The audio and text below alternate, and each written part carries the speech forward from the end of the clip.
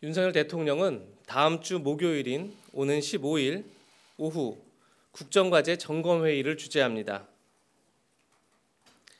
100분간 진행될 국정과제 점검회의에는 국민 패널 100명을 포함해 150여 명이 참석할 예정입니다. 회의 전체 내용은 KBS 등 방송을 통해 생중계됩니다.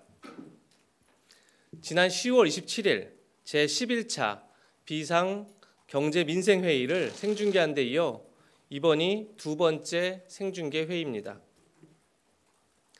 특히 이번에는 각 주제별로 해당 부처 장관의 발표를 들은 뒤 국민 패널들이 직접 질문하는 시간을 마련했습니다.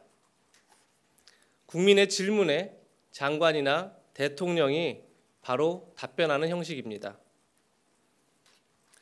국민 패널은 정책 수요자를 중심으로 각 부처의 추천을 받아 선정할 예정입니다. 이번 국정과제 점검회의의 주제는 크게 4가지입니다. 첫 번째는 경제와 민생 파트로 대한민국의 현재를 진단하고 대응하는 내용으로 준비하고 있습니다. 두 번째 파트는 미래 먹거리 분야입니다.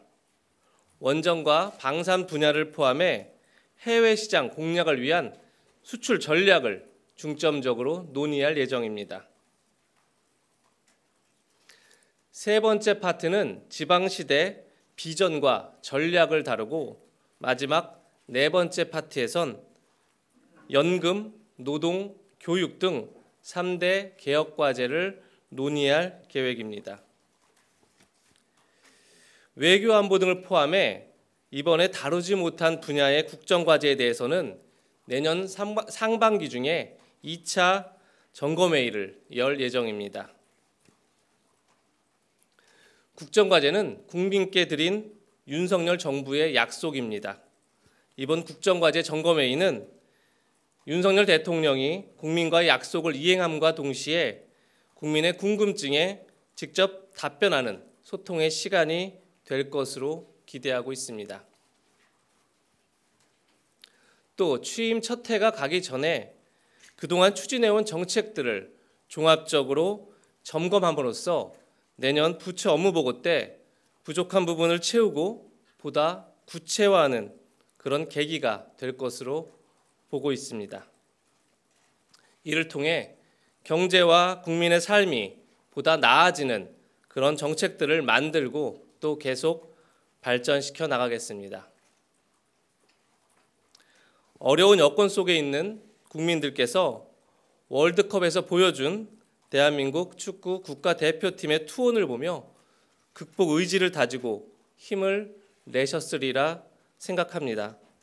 오늘 윤석열 대통령이 축구 대표팀을 격려하는 것도 다시 도약하는 대한민국의 새로운 이정표를 세우는 계기로 삼기 위함입니다. 언론 여러분 모두 속보를 통해 접하셨을 텐데요.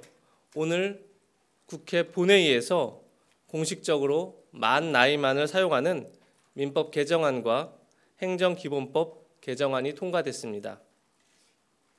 지금까지 일상생활에서는 세는 나이 그리고 또 일부 법률에서는 연 나이를 사용하면서 혼선이 적지 않았습니다. 그러나 이제 모든 나이가 만 나이로 통일되면서 글로벌 기준에 맞을 뿐 아니라 불필요한 사회적, 경제적 혼선도 사라질 것으로 기대하고 있습니다. 아시는 것처럼 만 나이로의 통일은 윤석열 대통령의 후보 시절 대표적 공약이자 윤석열 정부 120대 국정과제 중 13번째 과제입니다. 오늘 개정안 통과로 내년 6월부터 우리나라 모든 국민들은 세는 나이에 비해 1살 또는 2살이 줄게 됩니다. 윤석열 정부의 국정과제를 이행할 수 있도록 협조해 주신 국회에 감사드립니다.